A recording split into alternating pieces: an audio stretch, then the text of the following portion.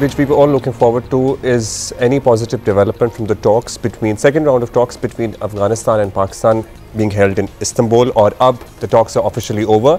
कोई नतीजा नहीं निकल सका है, बेनतीजा ख़त्म हुए हैं ये मुज़ाकरात। ज़ाहिर है उसकी बहुत सारी वजूहात हैं, कल से इस पर बात भी हो रही है, मुख्तलिफ तज्ज़ियाकारों की राय भी सामने आ रही है, इन्फॉर्मेशन भी हम तक पहुँच रही है।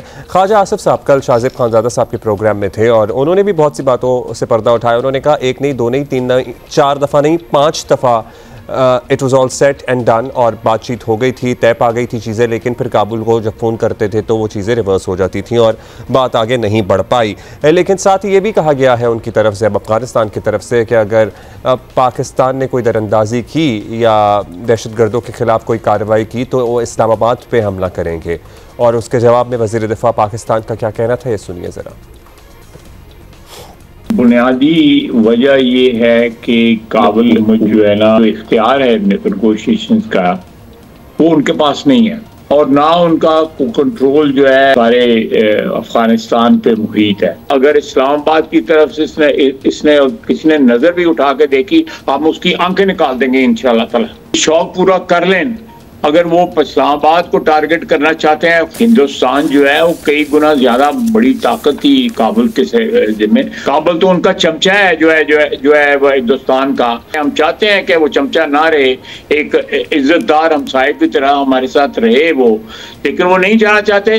तो फिर जिस तरह का हमें हमारे साथ सलूक किया जाएगा, हम उसी तरह का जवाब देंगे, बल्कि उससे को 50% ज्यादा का जवाब देंगे इंशाल्लाह ताला। अच्छा, ज़ाहिर है इस सूरत में यही अब तासुर उभर कर सामने आ रहा है और पाकिस्तान के वज़ीर दिफ़ा का भी यही मौक़िफ़ था कि ये काबुल की सोच कुछ और है, या उनकी सोच और उनके एक्शंस के पीछे डोरियां कोई और हिला रहा है, या उनको कोई और गाइड कर रहा है, या रादर मिस गाइड कर रहा है। लेकिन उनके और हमारे दोनों के हक़ में यही है कि मुज़ाकरात मुस्बत नतीजे पे ख़त्म होते और बात सेटल हो जाती। लेकिन अगर वो फैसला कर चुके हैं कि वो यहाँ पर हिंदुस्तान की प्रॉक्सी के तौर पर काम सर अंजाम देंगे या उनके हाथों में खेलेंगे, तो ये उनके सोचने वाली बात है, क्योंकि हम तो हवा वक्त तैयार हैं। एजाज़ सैयद साहब हमारे साथ मौजूद हैं, नुमाइंदा खुसूसी जियो न्यूज़। एजाज़ साहब, आप रात को देर तक काफ़ी वीनो के इसको फॉलो करते रहे, क्योंकि पाकिस्तानी वक्त के मुताबिक आप प्लीज़ हमें बताइए कितने बजे ये टॉक्स एंड हुई हैं और किस पॉइंट पे एंड हुई हैं?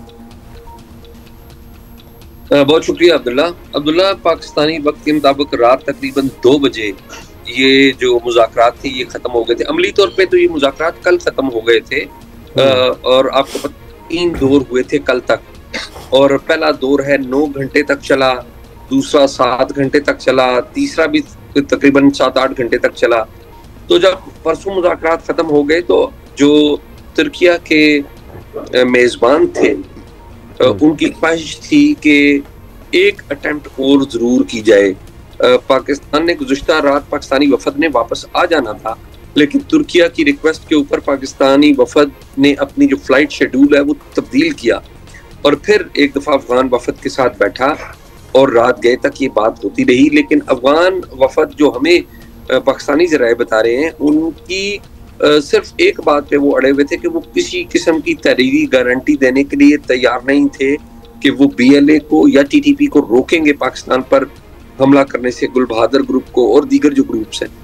तो ये वो वजह तनाज़ा है पाकिस्तान की तरफ से, और पाकिस्तान की जो चीज़ पाकिस्तान की प्रायोरिटी में नंबर 1 है वो ये है कि पाकिस्तान के ऊपर हमले ना हो।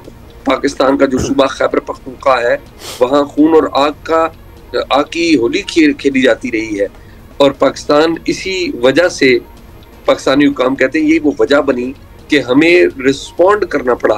पहले डिप्लोमेटिकली बताते रहे, डिप्लोमेटिकली कहते रहे, डिप्लोमेटिकली ये बात आगे नहीं बढ़ी, तो फिर दूसरे तरीके से रिस्पॉन्स करना पड़ा। और अब ये मामला उस पॉइंट के ऊपर पहुंच गया है कि जो ही पाकिस्तान के किसी इलाके पर TTP या मौलवी गुल बहादुर ग्रुप या अफगानिस्तान से निकलने वाले किसी दहशत गर्द ग्रुप के लोग यहाँ पर कार्रवाई करेंगे तो पाकिस्तान वहाँ पर कार्रवाई करेगा। अच्छा, ये बताइएगा कि हमारे वज़ीर दिफ़ा भी रात को हमें बता रहे थे, जियो पे बैठे हुए थे, कि जी 5 दफ़ा सब तय हो गया था, उसके बाद जब काबुल फ़ोन करते थे तो मामला रिवर्स हो जाता था। क्या लग रहा था, क्या जो कमेटी जो वफ्द आया हुआ था उनके पास इख्तियारात नहीं थे? क्योंकि प्राइवेटली यही पता लगा है, ज़राए ये बता रहे हैं कि प्राइवेटली वो सब बातें मानते हैं, लेकिन वो कहते हैं कि ये TTP वालों ने हमें मुजाहिदीन फराहम किए हैं और कुछ भी राइटिंग में लिख के देना फिर इनसे जंग करने के मुतरादिफ है। लेकिन चलिए, उनसे तो इनका पुराना ताल्लुक़ है, ये BLA के साथ तो इनका कोई ताल्लुक़ नहीं है। क्या उन्होंने भी इन्हें कोई सपोर्ट फराहम की है ड्यूरिंग देयर वॉर्स? उनको क्यों पनाह दिए बैठे?